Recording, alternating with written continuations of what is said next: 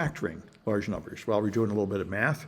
Now here, we are going to have to find a square root, and a square root is not an integer usually, and therefore we're going to need more accuracy. So if we do this, let me just put Python in interactive mode. So I'll go here. Okay, so clear, I say. Okay, Python 3.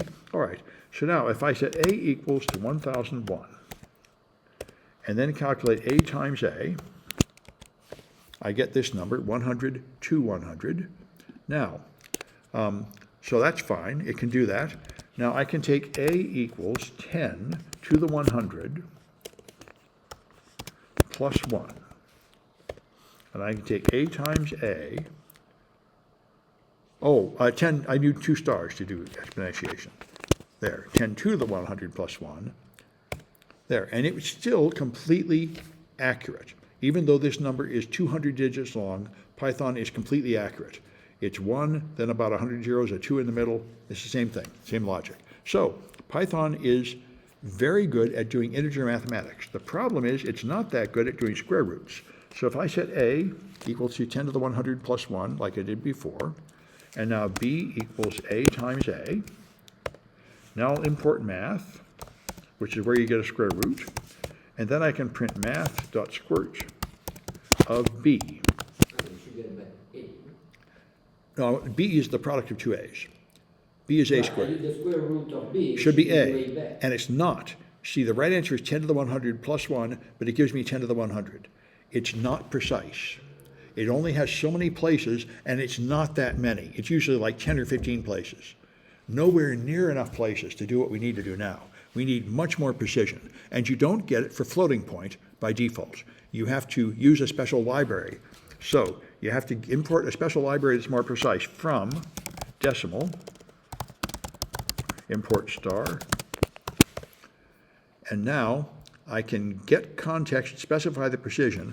I can say use 200 places of precision. And now I can do decimal of b square root. And when I do that, now I'm going to get the right answer because I have 200 places of precision, and that's enough to do it. So this is what you have to do if you want to use square roots. You have to have more precise math. Okay, yeah. Let's assume that it's 210 places and you gave a precision of 200. Do you get a message from? I don't know. Let's try it. Let's try this. So let's make the decimal precision like 190, and then try it again. I still get the right answer. So I'm not quite sure what the limit is. I think I might only need 100 to do this. Nope, 100 is not enough. Is not enough. Okay. Yeah. So what you get, yeah. So you get alerted in some way. Yeah. Well, you can see it didn't work. 100 it failed. So that's why I make it longer than the longest thing I have is the way to be safe. So now if I want to find the square root of this number, whoops, I got to copy it. All right. So here's n. Oh, here, I got another problem with the video. The last line was not being broadcast. Okay. Anyway, there's my n. Now, from decimal, import star, we've already done that. I'm just going to set the precision to 50. All right. There, 50. And then give me the square root of that.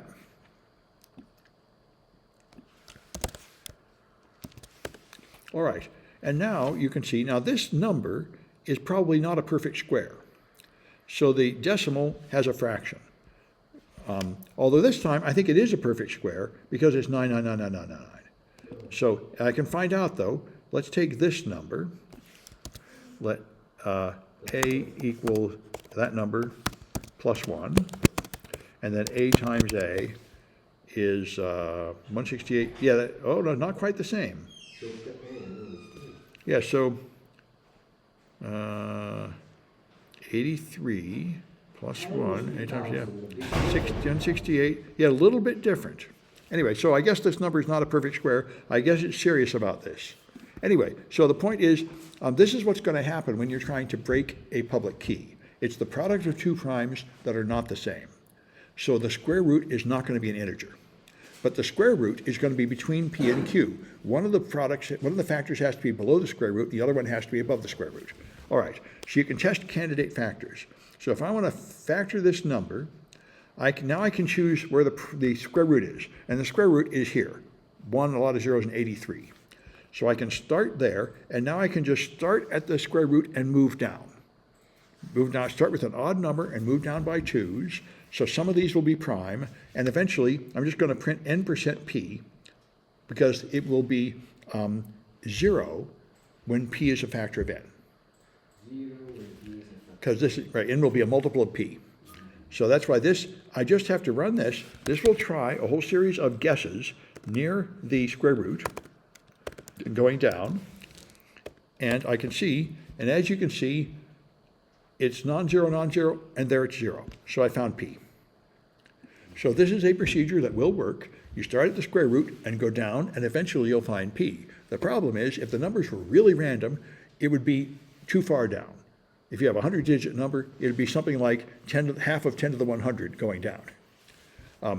In this case, I choose numbers that are very close to the square root, which is why this is one flaw people can make. If you have companion primes for p and q, or they're even close to each other, then they can be found. But couldn't you use the logic of, what's that logic, that simple algorithm that in order to find things, divide in half and checks if it is in that interval, and then cuts in half? Yeah, but you don't get that information. I mean, if I try a number and it's not a factor of n, I don't know whether the right answer is above or below. But you have the final product. So if you find, Yep. So I try a number. I try the square root minus 1, say, and it fails. If I go halfway down and try this, it doesn't tell me which half it's in. All you get is the information about that one number. You're going to have to try every number from the square root down, and if it's a 200-digit number, that's 10 to the 100 numbers. That's more than you can ever do. That's the trick. Yeah, if you could somehow tell if the right answer was above or below, then you could do what you're saying. Then you could do this. But the test is just to see if it divides into n evenly. And if it doesn't, you don't know whether the right answer is above or below. That's why it works. If you did, this would be no good.